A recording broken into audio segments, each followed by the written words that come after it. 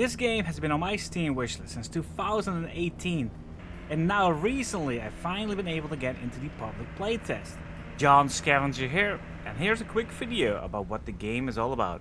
In short, Deadstick Bush Flight Simulator is an aviation game, though it will be way smaller in comparison to the big names in the flight sim genre like Microsoft Flight Sim and X-Plane. As a disclaimer, I would like to once again remind you all that this is a playtest, so things are not 100% in order.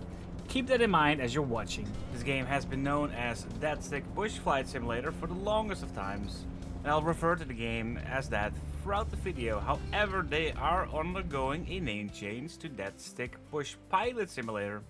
Deadstick is set on a fictional island in what appears to be the 90s, with no modern phones or handheld devices in sight. You will be flying a plane more commonly known as the bush plane type, which is a very bare bones plane that is capable of landing in remote areas, and all it needs is a little patch of clear area to land and take off from. The plane itself seemed to be a little bit feisty in this game and took me a few runs to properly control it on the takeoff, but that's part of the challenge. And maybe I should have just jumped in the additional content of the flight school they offer for you to learn a game. In Deadstick there will be a lot of cool features, and these are some that make up the core of the game. You have the flight school where you will learn how to operate one of the bush planes properly.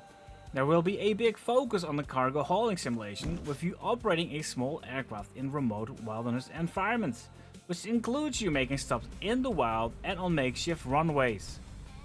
Of course, you can also expect realistic flying paired with career progression. There will also be customization for your plane and a fully interactive plane to inspect most parts individually, while also thinking about weight management of your plane. Jobs will include cargo and recon missions, which will have you earn money so that you can upgrade your aircraft. And of course, earning XP so that you can build your reputation as a pilot. You'll have to get around the map through manual navigation, using maps, compasses, and of course visual landmarks. There will also be a dynamic weather system that will affect your plane in unique ways.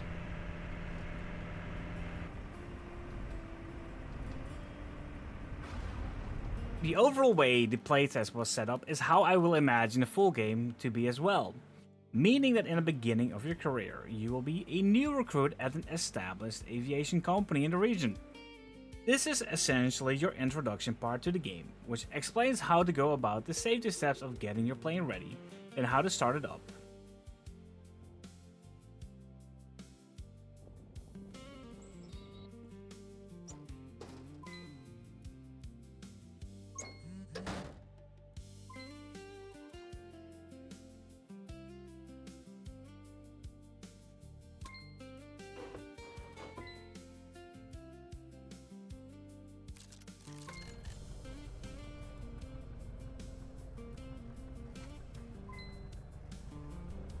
Once you are doing these missions, you will learn about the basics of the airports and points of interest on them.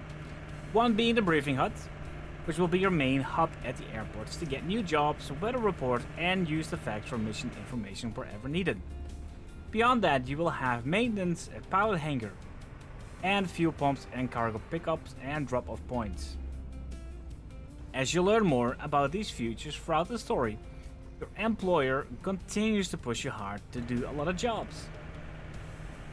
They will force you to fly out in a horrible storm, and that's where your career comes to a shocking and abrupt end.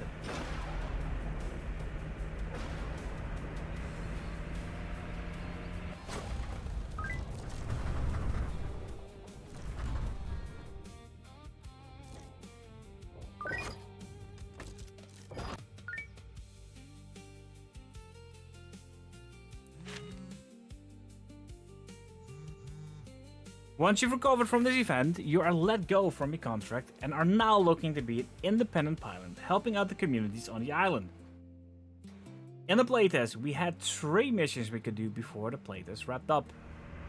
The game itself does seem to run relatively well in its current stage, with the most noticeable issue being some graphical render that pops up every now and then, giving the game a slight lag moment before it catches up. Which is not the end of the world, but it got a little frustrating with the frequency it was happening at.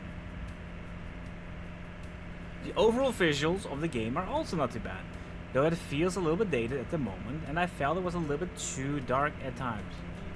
Hopefully this will be something that is worked on in future development. The map itself looks massive in scale and seems to offer quite the amount of scenery. Upon completing the playtest, I did go back in and see where else I could go and fly out to. I was barely able to make it to an airport far from my starting point and ran out of fuel on the runway as I was landing.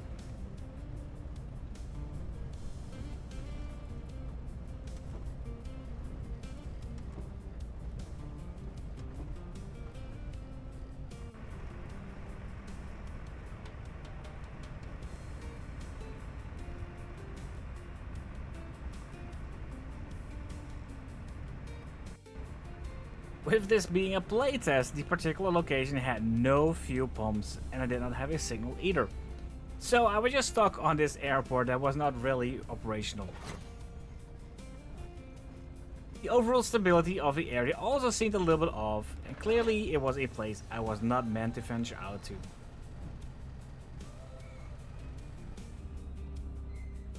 More regions will be added to the game and I'm really curious to see how they will go about that. So far, the regions and operational locations are all done quite well, and I'm really looking forward to playing this again in the future. There is no set release date for the game yet, so we'll just have to be patient. And we should just be thankful there's motion with this game at all, because for a while it looked like it might not even come out. But how about all of you watching this? Did you get to play it, and if so, what did you think? And anybody else who did not get to play, but is a fan of flying games, what are your thoughts on seeing this? Let me know in the comments. Thank you again for checking out the video, and I'll catch you all again next week.